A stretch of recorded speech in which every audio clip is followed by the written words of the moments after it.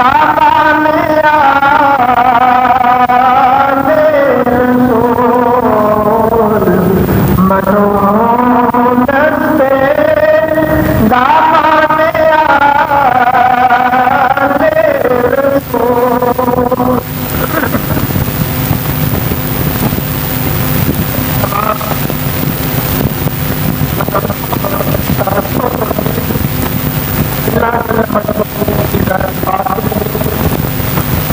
جو ایک خان کے کائنات میں ہے اور مال کے اربوں تمامات میں ہے.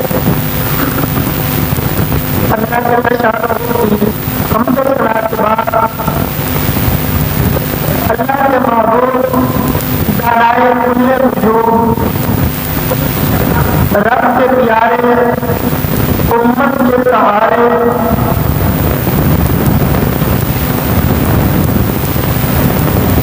ختم الرسل ہادی الکل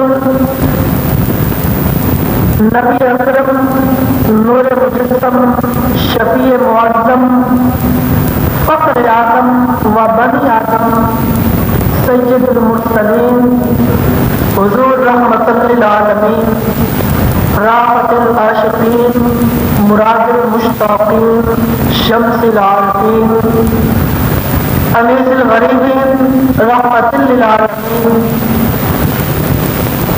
سیدنا و مولانا احمد مجتبی جناب محمد مصطفیٰ صلی اللہ تعالی علیہ وآلہ وسلم کے حضور ناز میں اپنی عقیدتوں، اپنی محبتوں، اپنی ارادتوں کا خراج پیش کرنے کے بعد انتہائی واجب الاحترام ذوی الاحتشام برادران اسلام، بندہ نچیز آپ حضرات سے مخاطب کی کرتے پہ جی کنے تمہیں آخیا بس ایک وشا دیتی ساری تے وشانیاں جی جی آدھے کہ ہوں گے اتنے باہر بہتے جان گے اندر کون آ کے بڑے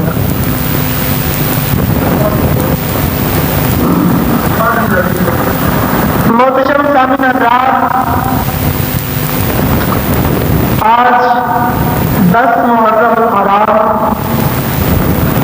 1433 ہجری ہے، جمعۃ المبارک کا بابرکت دن ہے.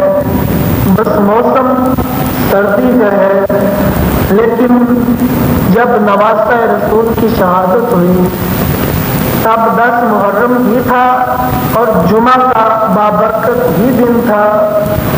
موسم کا ذرا فرق تھا.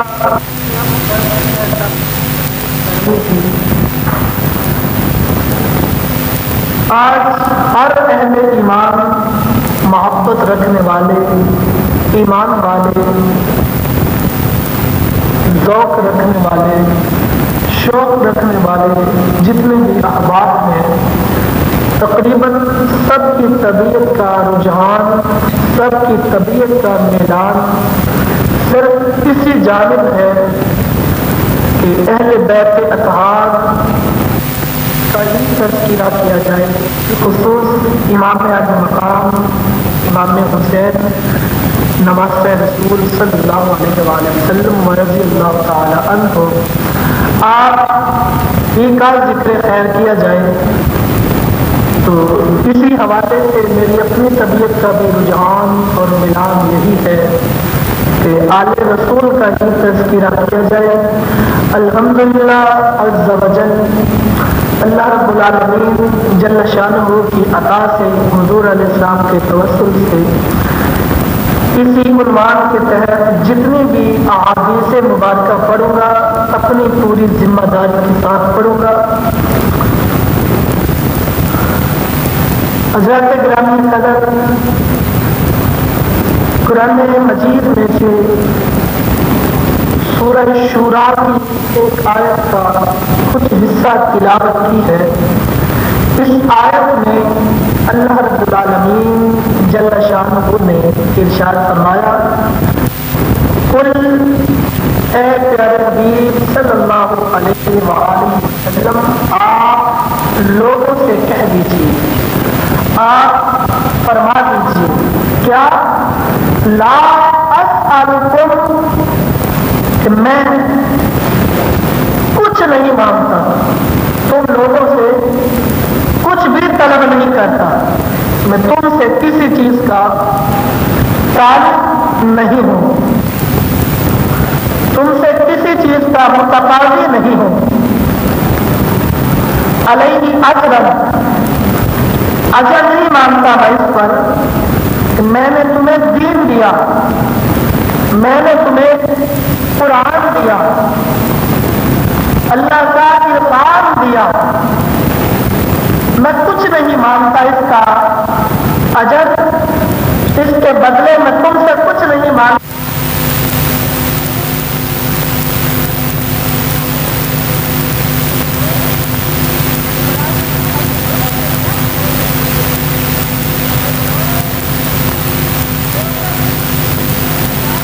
پہنچ چکے تھے، تم لوگ تباہی کے گڑھوں میں گر چکے تھے، اور میں نے تمہیں دوزخ کے کنارے سے کھینچ کے جنت تک پہنچایا، میں نے تمہیں گمراہی سے نکال کر ہدایت کے راستے پہ چلایا، اس تاجر میں تم سے کچھ نہیں مانگتا۔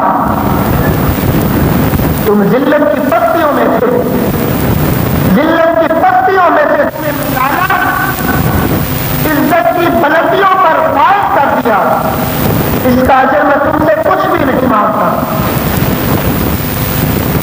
تباہ ہو رہے تھے تم لوگ، میں نے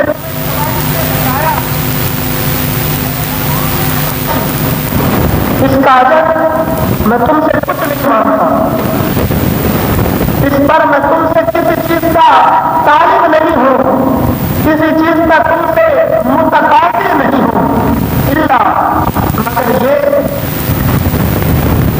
المودۃ فی القربیٰ، مگر یہ بات کہتا ہوں کہ میری اہل بیت سے محبت کرنا تو وہ بھی تمہارے اپنے، میرے اہل بیت سے محبت کرو گے تو یہ بھی تمہارے اپنے ہی بھلے کی بات ہے، یعنی میں نے تمہیں ایمان دیا تو ایمان کو سلامت رکھنے کے لیے میری اہل بیت سے محبت کرو، اور کچھ نہیں مانگتا۔ ایک دوسرے مقام پہ اللہ کے ارشاد ہے، حضور نبی اکرم صلی اللہ علیہ وآلہ وسلم نے ارشاد فرمایا، قرآن مجید ہے، فرمایا کہ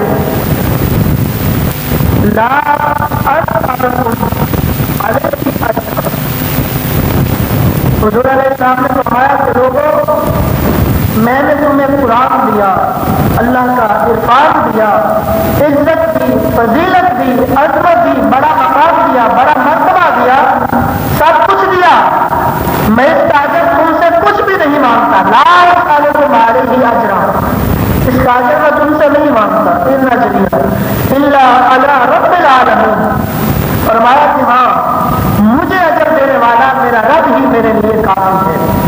فرمایا کہ تمہارا دیا ہوا مجھے نہیں چاہیے، جو میرا رب مجھے دے گا مجھے صرف وہ چاہیے۔ یہ کائنات کا بادشاہ یہ بات کہہ رہا ہے، اور یہاں پہ فرمایا 25ویں پارے سورہ شورى میں فرمایا لا اسألکم علیہ اجرا الا المودۃ فی القربیٰ، لوگوں میں تم سے دین کی تبلیغ کا اجر نہیں طلب کرتا،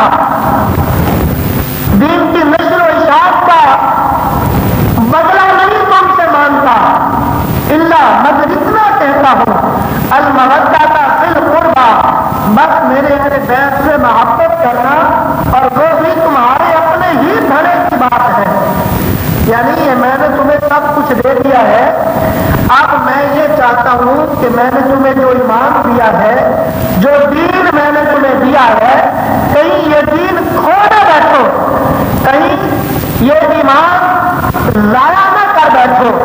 فرمایا کہ میں یہ چاہتا ہوں کہ یہ ایمان جو میں نے دے دیا ہے یہ تمہارے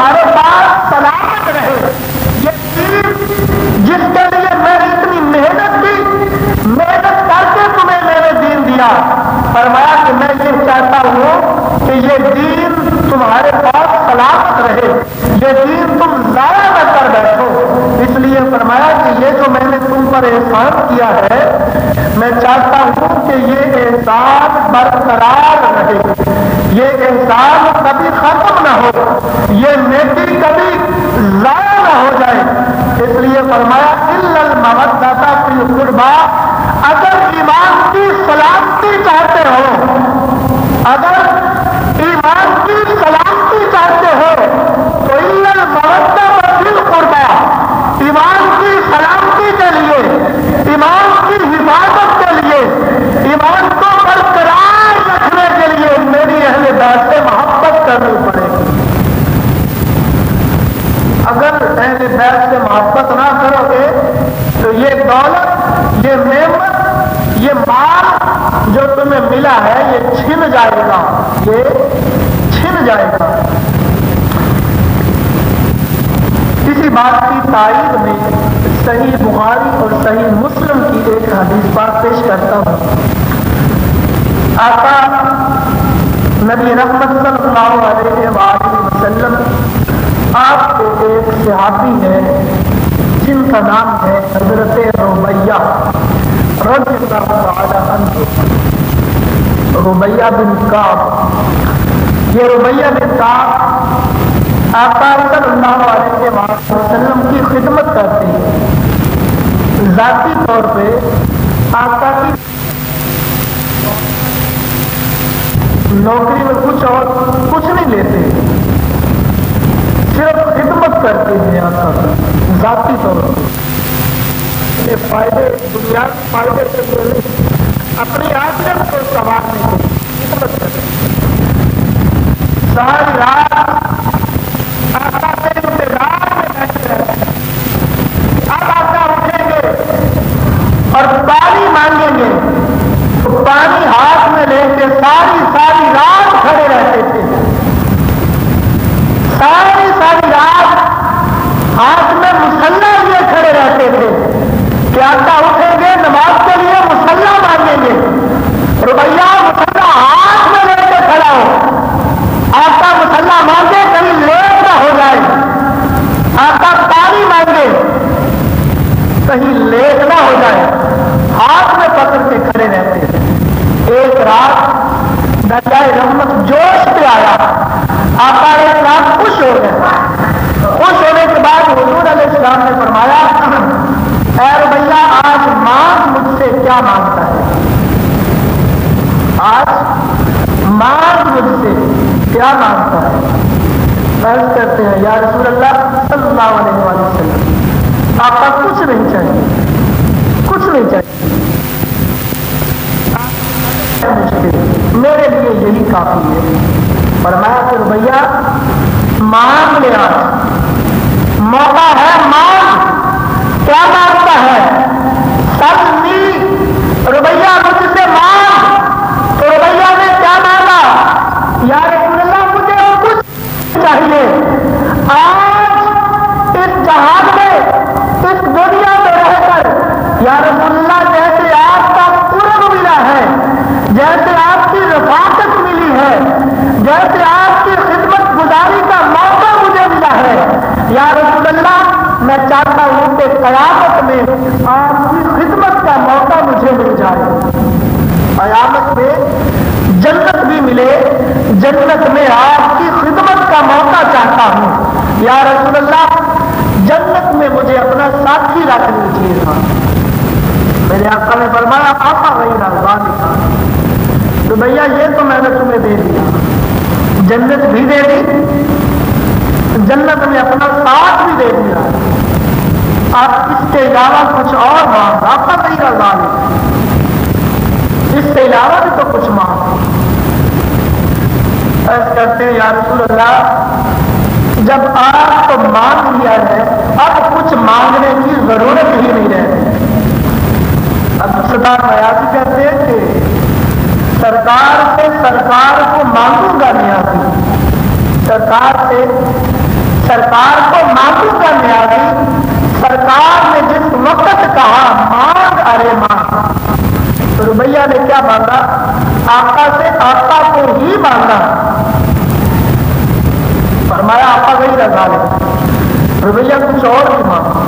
یا رسول اللہ جب آپ کو آپ سے مانگ لیا ہے اب کچھ مانگنے کی ضرورت ہی نہیں ہے. میرے آقا نے فرمایا کہ اے رویہ جنت میں نے دے دی, جنت میں اپنا ساتھ بھی تجھے میں نے دے دیا, لیکن اب کثرت کے ساتھ سجدے کیے کر, کثرت کے ساتھ سجدے کیے کر, تاکہ یہ جو دولت میں نے تجھے دی ہے, تاکہ یہ جو نعمت میں نے تمہیں دی ہے, یہ نعمت تجھ سے کہیں چھن نہ جائے, یہ دولت تم سے کہیں چھن نہ جائے, اس لیے سجدے کثرت کے ساتھ کیا کر.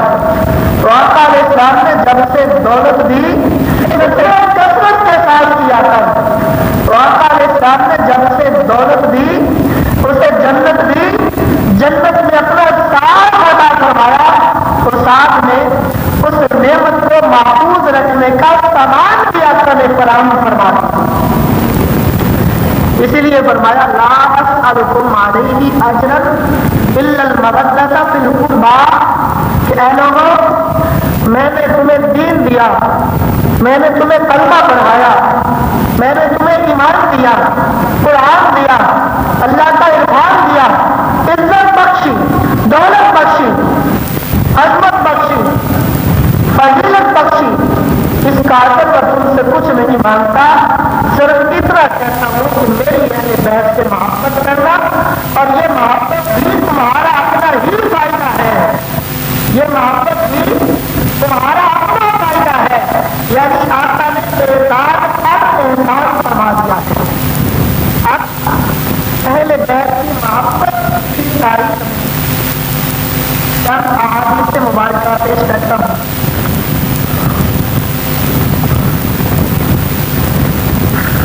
صحیح مسلم کی حدیث پاک ہے, حضرت سیدنا زید بن ارقم رضی اللہ تعالی عنہ حدیث پاک روایت کرتے ہیں, اور حضرت ابو سعید خدری رحمۃ اللہ رضی اللہ تعالی عنہ یہ بھی اس حدیث کو روایت کرتے ہیں. نبی رحمت صلی اللہ علیہ وآلہ وسلم نے ارشاد فرمایا کہ لوگوں سنو, میں دنیا سے پردہ فرمانے والا ہوں, میں دنیا سے پردہ فرمانے والا ہوں, لیکن تمہیں میں دو چیزیں دے کر جا رہا ہوں, تمہیں دو چیزیں دے کر جا رہا ہوں, اور وہ دونوں ایک دوسرے سے بڑھ کر ہیں, وہ دونوں ایک دوسرے سے عظیم ہیں. ان دونوں کو ترک نہ کرنا, انہیں چھوڑنا مت, فرمایا کہ وہ دونوں ہی ایک دوسرے سے عظیم تر ہیں. اور دو چیزیں کیا ہیں؟ فرمایا کہ میں تمہیں اللہ کی کتاب دے کے جا رہا ہوں, کتاب اللہ دے کے جا رہا ہوں, قرآن مجید فرقان حمید میں دے کر جا رہا ہوں. اس کتاب کو کبھی چھوڑنا مت, واعتصموا بحبل اللہ جمیعا ولا تفرقوا. فرمایا کہ اس کتاب کو کبھی چھوڑنا مت, اس کتاب کا دامن تھام لینا. اگر اس کتاب کا دامن تھامو گے دنیا میں بھی کامیابیاں ملیں گی اور آخرت میں بھی کامیابیاں ملیں گی. اور فرمایا کہ سنو, یہ جو کتاب میں تمہیں دے کے جا رہا ہوں, قرآن مجید دے کے جا رہا ہوں, یہ کتاب سراپا ہدایت ہے, اور یہ کتاب نور ہی نور ہے. ہدایت اور نور والی کتاب میں تمہیں دے کر جا رہا ہوں. اور آقا علیہ السلام نے دوسری چیز کیا بیان فرمائی؟ فرمایا کہ دوسری عظیم چیز, دوسری گراں قدر چیز جو تمہیں میں دے کے جا رہا ہوں وہ میری اہل بیت ہے, وہ میری عطرت ہے. فرمایا کہ میں تمہیں اپنی اہل بیت کے معاملے میں اللہ کی طرف متوجہ کرتا ہوں, میں اپنی عطرت اور اہل بیت کے معاملے میں تمہیں اللہ یاد کراتا ہوں. یعنی آپ کے فرمان کا مقصد یہ تھا کہ لوگوں جب میری اہل بیت کی باری آئے, میری عطرت کی باری آئے, جب میری آل کی باری آئے تو اللہ کا خیال کرنا, اللہ سے ڈرتے رہنا, میری اہل بیت کے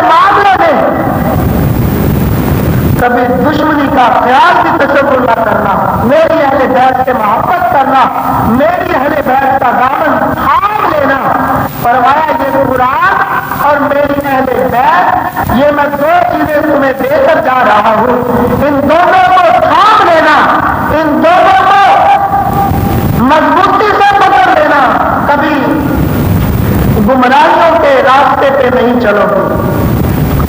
اور دوسری جگہ پہ حضور نبی رحمت صلی اللہ علیہ وآلہ وسلم نے ارشاد فرمایا،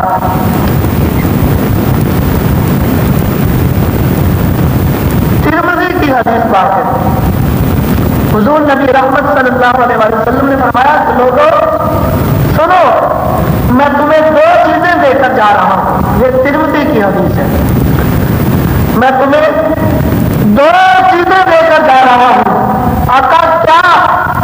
فرمایا ایک قرآن اور دوسری میری سنت، ایک قرآن اور دوسری میری سنت۔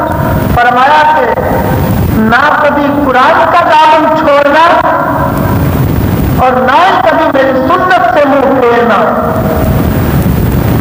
اگر قرآن کا دامن چھوڑ لو گے، سنت مصطفیٰ سے منہ پھیر لو گے، تو فرمایا کہ پھر گمراہی کے راستے پہ چل نکلو گے۔ اگر قرآن اور سنت مصطفیٰ دونوں کا دامن تھامو گے، پھر کامیابی کے راستے پہ چلو گے۔ پہلی حدیث میں فرمایا کہ میں تمہیں قرآن اور اہل بیت دے کے جا رہا ہوں، دوسری حدیث میں فرمایا کہ میں تمہیں قرآن اور اپنی سنت دے کے جا رہا ہوں۔ اب دیکھنا یہ ہے، پہلے آقا نے اہل بیت کیوں کہا اور پھر آقا علیہ السلام نے قرآن اور سنت کیوں کہا؟ پہلے فرمایا تھا کہ قرآن اور اہل بیت میں تمہارے درمیان چھوڑ کے جا رہا ہوں، یہ صحیح مسلم کی حدیث ہے۔ اور دوسری حدیث میں ترمذی میں کہ میں تمہیں قرآن اور اپنے سنت دے کے جا رہا ہوں۔ کیا ان دونوں حدیثوں کا مضمون جدا جدا ہے؟ کیا یہ دونوں حدیثوں کا مضمون الگ الگ ہے؟ نہیں، ان دونوں حدیثوں کا مضمون ایک ہے لیکن بیان الگ الگ ہے۔ ان دونوں حدیثوں کا مضمون ایک ہے اور ان دونوں حدیثوں کے بیان جدا جدا ہیں۔ یعنی فرمایا حضور علیہ السلام نے کہ لوگوں سنو، میں تمہیں قرآن دے کے جا رہا ہوں، کتاب قرآن یہ تو اللہ کی کتاب ہے، اس قرآن میں، اس کتاب میں کبھی اختلاف نہیں ہو سکتا، قرآن کبھی دو نہیں ہو سکتے، قرآن کی صورت میں اختلاف نہیں ہو سکتا، قرآن کے کسی رسول میں اختلاف نہیں ہو سکتا، قرآن کی کسی آیت میں اختلاف نہیں ہو سکتا، قرآن کے کسی لفظ میں اختلاف نہیں ہو سکتا، قرآن کے کسی حرف میں اختلاف نہیں ہو سکتا۔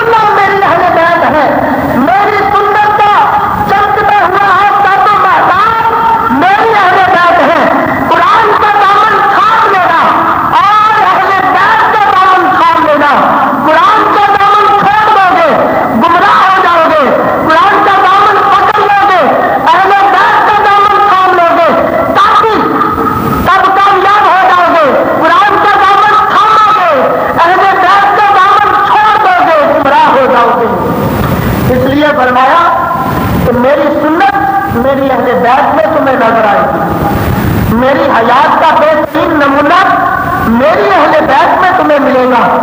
میرا طریقہ میری اہل بیت میں تمہیں نظر آئے گا. میری حیات کا طریقہ کار میری اہل بیت میں ملے گا. فرمایا حضور علیہ السلام نے اس لیے میری سنت میں کبھی الجھنا ہو تو میری اہل بیت کی طرف رجوع کرنا, میری سنت میں اختلاف جو ہوگا وہ ختم ہو جائے گا. اب دیکھنا یہ ہے کہ اہل بیت کون ہے. اہل بیت کون ہے؟ اہل بیت کو کہا جاتا ہے گھر والوں کو. کنہیں کہا جاتا ہے؟ گھر والوں کو. جو گھر والے ہوتے ہیں انہیں اہل بیت کہا جاتا ہے. اور آقا علیہ السلام کے آپ کی ازواج مطہرات وہ ان کے گھر والیاں تھیں, اس لیے وہ تو اہل بیت ہی تھی. وہ اہل بیت ہی تھی.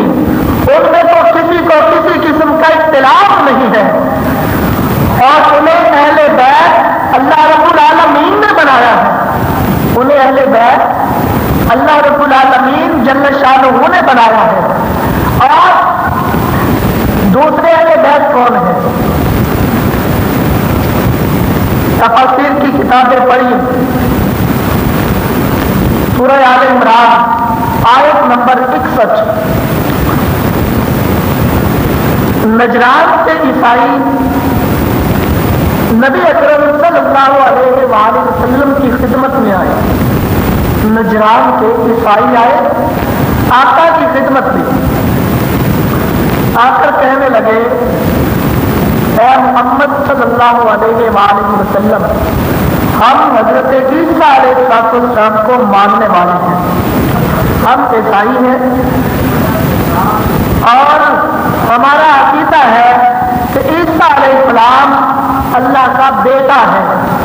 عیسیٰ علیہ السلام اللہ کا بیٹا ہے, یہ ہمارا عقیدہ ہے.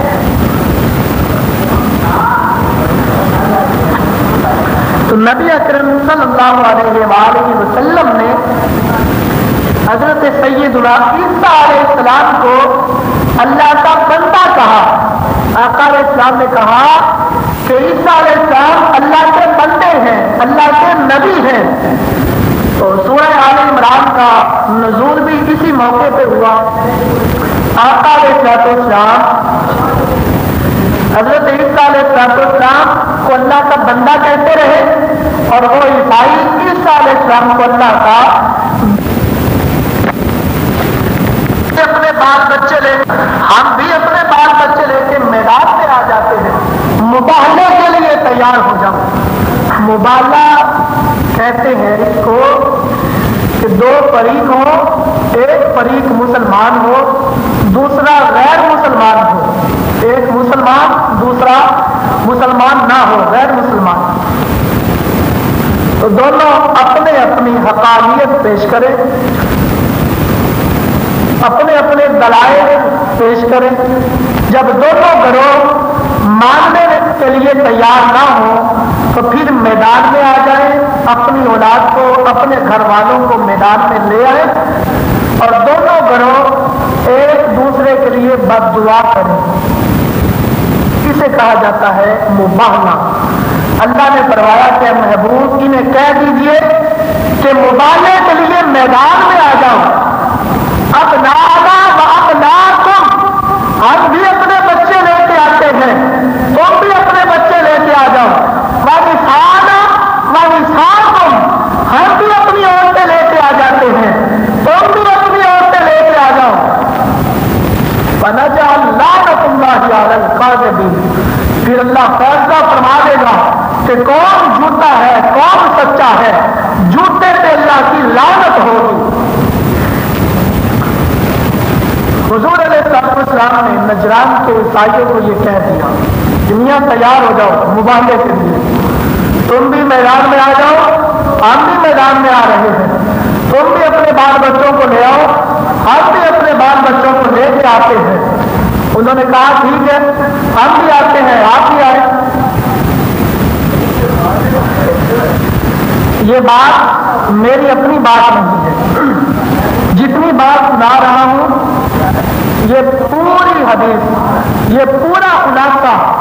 میں اپنی طرف سے نہیں سنا رہا، یہ میرے حوالے جس کتاب میں نے آج پڑھا ہے ان کتابوں کے حوالے میں لکھ کے لا رہا ہوں۔ پہلا حوالہ تفسیر روح البیان کا، پھر تفسیر خاتم میں بھی ہے، پھر تفسیر کبیر میں بھی ہے، تفسیر نقطی میں بھی ہے، اور مولانا اشرف علی تھانوی دیوبندی انہوں نے ایک قرآن مجید فرقان حمید کا ترجمہ لکھا ہے اور ترجمے کے ساتھ حاشیہ لکھا ہے تفسیر میں، اس تفسیر میں بھی یہی حدیث پاک ہے۔ اور پھر تفسیر عثمانی، یہ بھی دیوبندیوں کی تفسیر ہے، سعودی عرب سے چھپ کے آئی ہے، اردو میں تفسیر لکھی ہوئی ہے تفسیر عثمانی، مولوی شبیر احمد عثمانی دیوبندی کی تفسیر ہے۔ اور آگے ایک اور قرآن مجید فرقان حمید ہے، وہ بھی تفسیر والا قرآن ہے، اس کا کوئی نام نہیں، تفسیر کو کوئی نام نہیں دیا گیا، لیکن تفسیر لکھی ہوئی ہے۔ یہ تفسیر بھی شاہ فہد بن عبدالعزیز آل سعود، سعودی عرب والے، انہوں نے یہ تفسیر لکھوا کے پوری دنیا میں شائع کی ہے۔ اس کے بعد تفسیر مولانا صلاح الدین یوسف، یہ دیوبندی مولوی ہیں، ان کی تفسیر لکھی ہوئی ہے۔ تفسیر ابن کثیر مولانا محمد جونا گری دیوبندی، انہوں نے بھی اپنی تفسیر میں لکھا ہے۔ اور کنز الایمان، آگے میں اپنی کتابوں کا حوالہ دے رہا ہوں، کنز الایمان ترجمہ اور تفسیر خزائن العرفان میں بھی یہی بات ہے، تفسیر ضیاء القرآن میں بھی یہی بات ہے، تفسیر تبیان القرآن میں بھی یہی بات ہے۔ آقا کریم علیہ السلام نے کہا کہ مبالغے کے لیے تیار ہو جاؤ اور میدان میں آ جاؤ۔ عیسائیوں نے کہا کہ ٹھیک ہے، اور آقا علیہ السلام گئے، جا کے اپنے گھر والوں کو تیار کیا، اپنے دائیں ہاتھ میں حضرت حسن مجتبی رضی اللہ تعالی عنہ کو لیا اور بائیں ہاتھ میں امام حسین علیہ السلام کو لیا۔ آپ کے پیچھے حضرت سیدہ فاطمہ الزہرا رضی اللہ تعالی عنہا آپ ہیں، اور حضرت فاطمہ کے پیچھے حضرت علی المرتضی قدم اللہ تعالی وجہہ الکریم کی ذات گرامی ہے۔ آقا علیہ السلام میدان میں آ گئے۔ جب میدان میں یہ نورانی قافلہ اترا، اب عیسائیوں نے جب اس قافلے کو دیکھا، اس قافلے کے روح کو دیکھا، اس قافلے کی نورانیت کو دیکھا، اب عیسائیوں کے سردار نے کیا بات کہی؟ یا معشر النصارى انی لا ارى وجوہا لو سألوا اللہ ان یزیل جبل لا الا له من مکانہ ولا یبقى فی الارض نصرانی الى یوم القیامہ۔ نصرانیوں کے پادری نے کہا کہ اے عیسائیوں، کیا تم دیکھ نہیں رہے ہو کتنی نورانی صورتیں ہیں؟ میری آنکھیں تو یہ دیکھ رہی ہے کہ یہ ایسی نورانی صورتیں ہیں، اگر یہ پہاڑ کو حکم دے تو پہاڑ اپنی جگہ سے ہٹ جائے۔ یہ پہاڑ کو حکم دے۔ تفسیر عثمانی میں تو بڑی وضاحت کے ساتھ لکھا، وہ تفسیر جو ساتھ میں دی ہے اس میں بڑی وضاحت کے ساتھ لکھا ہوا ہے۔ عیسائیوں نے کہا، پادری نے کہا کہ عیسائیوں کیا دیکھتے نہیں ہو؟ میں تو دیکھ رہا ہوں اس قافلے کو، یہ ایسا نورانی قافلہ ہے، اگر یہ قافلہ، اگر یہ لوگ پہاڑ کو حکم دے تو پہاڑ اپنی جگہ سے ہٹ جائے۔ اور عیسائیوں، تم ان لوگوں سے مباہلہ کرنے کے لیے آئے ہو، بہتری چاہتے ہو تو واپس لوٹ جاؤ، اگر مباہلہ کرو گے تو قیامت تک تمہارا نام و نشان تک مٹ جائے گا۔ یہ نورانی صورتیں دیکھ کے عیسائی میدان چھوڑ کر بھاگ گئے۔ تو آقا علیہ السلام اس وقت امام حسن، امام حسین، فاطمہ الزہرا اور علی المرتضی قدم اللہ تعالی وجہہ الکریم آپ کو اپنے ساتھ لے کر آئے اور فرمایا کہ یہ میرے گھر والے ہیں، یہ میرے بچے ہیں جنہیں میں لے کر میدان میں آیا ہوں۔ آقا کے بچے تھے اور وہی اہل بیت تھے۔ اب آگے چلیے،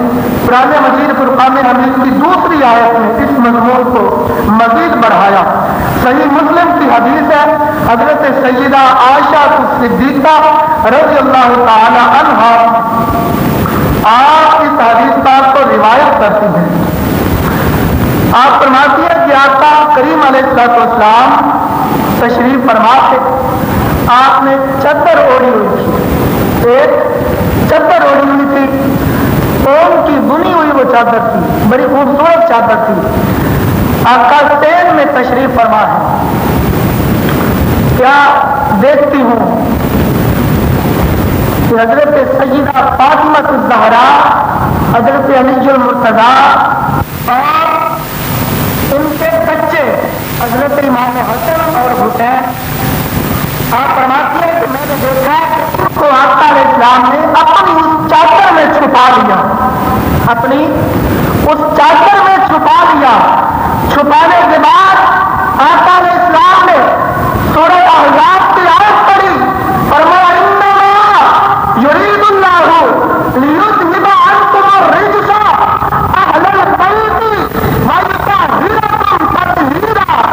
فرمایا کہ یہ وہ لوگ ہیں جن کے بارے میں اللہ کا ارادہ یہ ہے، جن کے بارے میں اللہ کی خواہش یہ ہے، اللہ کی آرزو یہ ہے، اللہ کی تمنا یہ ہے کہ انہیں پاک کر دیا جائے، وَيُطَهِّرَكُمْ تَطْهِيرًا۔ فرمایا کہ اللہ نے انہیں ایسا پاک کر دیا کہ جس نے ان کا دامن تھام لیا، تطہیراً دو زبریں ہیں، تنوین ہے، فرمایا تطہیراً جس نے ان کا دامن تھام لیا اللہ نے اس سے بھی پاک کر دیا۔ پھر فرمایا ہؤلاء اہل بیتی، کیا کہا؟ ہؤلاء اہل بیتی، صحیح مسلم کی حدیث ہے۔ فرمایا کہ لوگوں سنو، یہ میرے اہل بیت ہے، ہؤلاء اہل بیتی، فرمایا سنو یہ میرے اہل بیت ہے۔ جب حضرت عائشہ فرماتی ہے کہ جب آقا علیہ السلام اس چادر میں تھے تو صرف تن مصطفیٰ اس چادر میں تھا، تن مصطفیٰ اس چادر میں تھا۔ جب اس چادر میں تن مصطفیٰ کے ساتھ 4 تن اور آ گئے، وہ ہو گئے 5 تن۔ فرمایا یہ 5 تن ایسے ہیں جن کے بارے میں اللہ نے کہا وَيُطَهِّرَكُمْ تَطْهِيرًا کہ میں نے انہیں پاک کر دیا ہے، ان کا دامن تھامنے والوں کو بھی میں نے پاک کر دیا ہے۔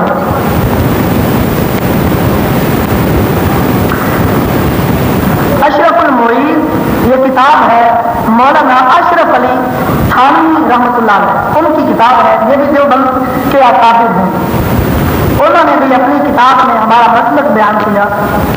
لکھتے ہیں کہ حضور نبی رحمت صلی اللہ علیہ وآلہ وسلم نے ارشاد فرمایا، کوئی بندہ بیت اللہ کے کسی کونے میں جا کے عبادت کرے، بیت اللہ کے کسی کونے میں جا کے عبادت کرے، مقام ابراہیم پہ دن رات سجدے کرتا رہے، فرمایا کہ ساری زندگی روزے رکھتا رہے، ساری زندگی عبادت کرتا رہے، ساری زندگی کلمے کا ورد کرتا رہے، ساری زندگی صدقہ خیرات کرتا رہے، فرمایا کہ اگر اہل بیت کی دشمنی کرتا ہوا مر گیا، اہل بیت کی دشمنی کرتا ہوا مر گیا، تو فرمایا کہ وہ بندہ جہنمی ہے، وہ بندہ جہنمی ہے، وہ بندہ جہنمی ہے۔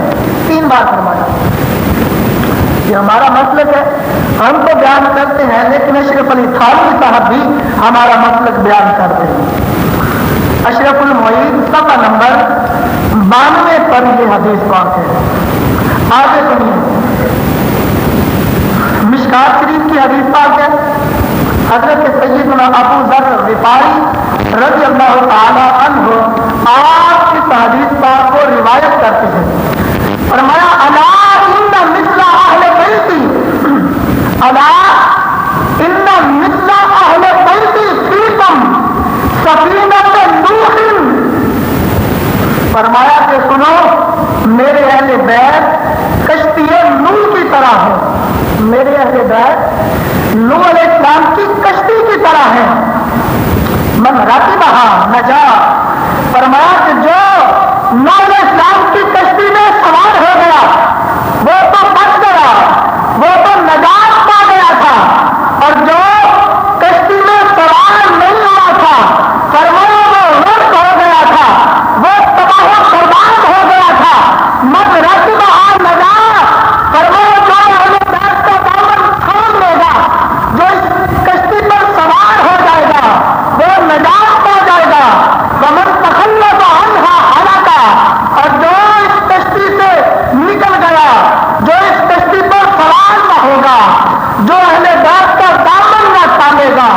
تو فرمایا کہ سنو وہ بندہ ہلاک ہو گیا.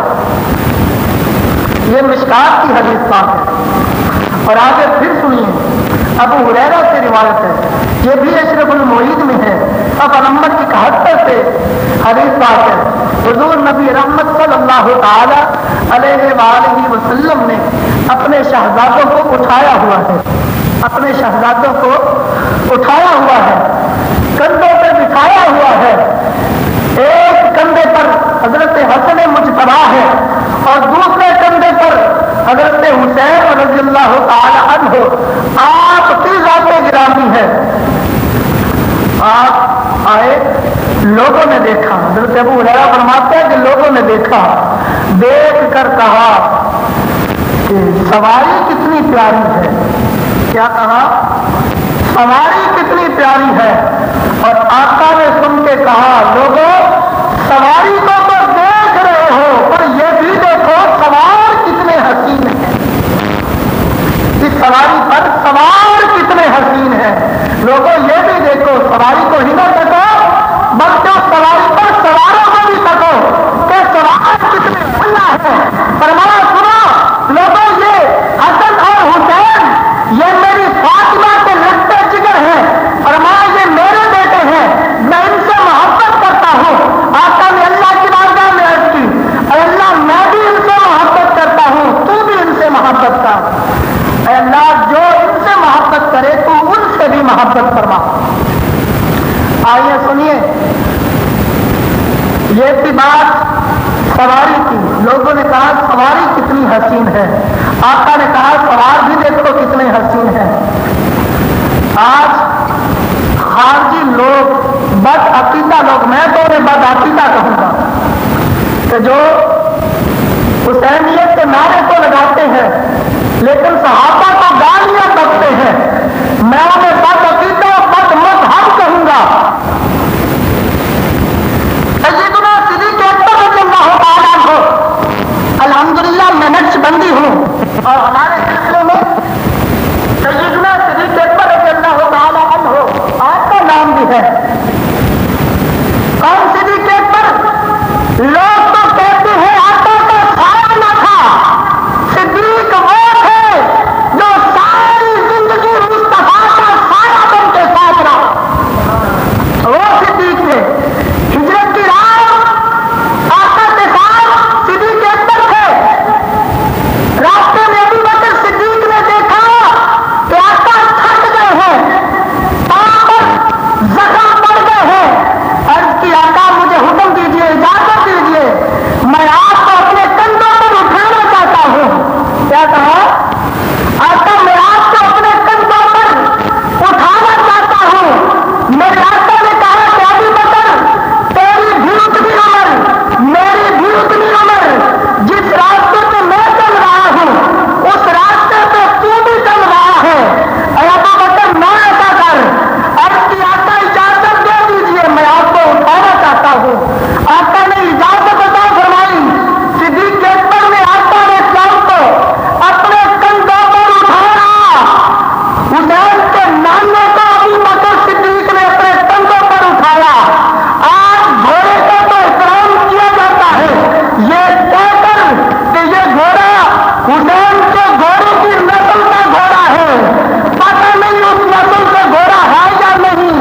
اس گھوڑے کو ادب کی نگاہ سے دیکھتے ہیں, احترام کرتے ہیں.